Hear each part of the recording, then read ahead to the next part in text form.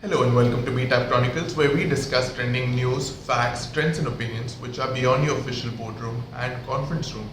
And today's topic is why are fuel prices burning our pockets so high? Petrol prices soared to almost about 105 rupees in Mumbai recently and close to about 98 rupees in New Delhi. So why the increase in petrol price? Is it because the cost per barrel price for petrol doubled from 35 rupees in March 2020 to almost about $75 per barrel right now? Or is it because Captain Russell decided to increase the lagan on fuel prices? Will the fuel prices ever come down?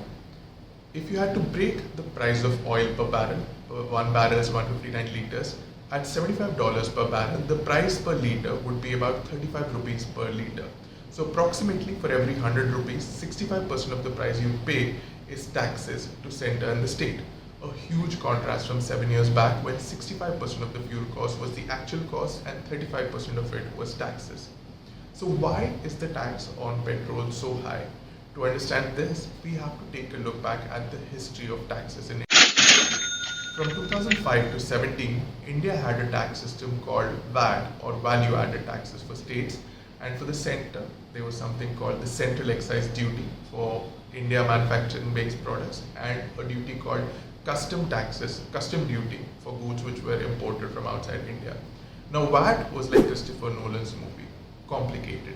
Each state had different VAT rates for different products. Transporting goods from one state to another was a complicated task, and filing of taxes was a lot of paperwork. To cope up with these complications and to increase the ease of doing business in India, the BJP government introduced what was called GST, or Goods and Service Tax, on the 1st of July 2017. We recently celebrated the 4-year anniversary of GST implementation. Now GST was fairly simple. Even below average engineers could understand it. It had 5 tax slabs that included 0, 5, 12, 18 and 28%, which was equally shared between the center and state in the form of CGST and SGST. The government consistently worked towards reducing taxes on most of the products. Petrol, however, was not part of the GST umbrella. GST had one drawback. It is a consumption-based tax, which means if I manufacture a pen in Tamil Nadu, the state would not have any tax benefit from it.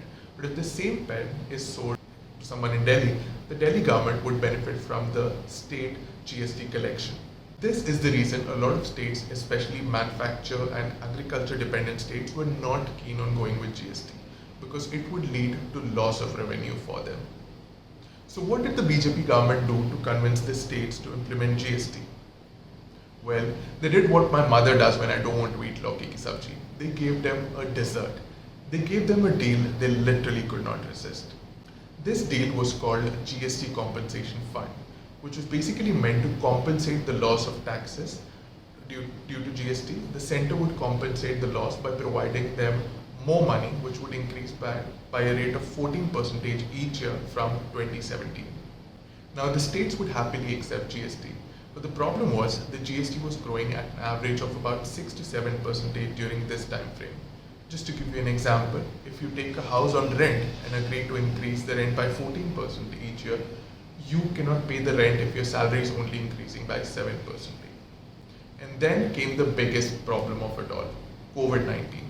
With the lockdowns, the GDP growth went down to almost about -8%, which made it much more difficult in terms of tax collection. Now coming to the fuel industry, India depends at about 70% of its fuel requirements on importing petrol from other countries.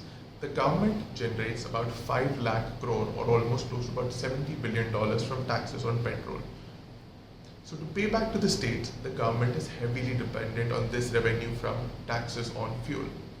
State governments, on the other hand, are also facing the burden of reducing the taxes, so they're imposing an average 70 to 30 rupees VAT on petrol.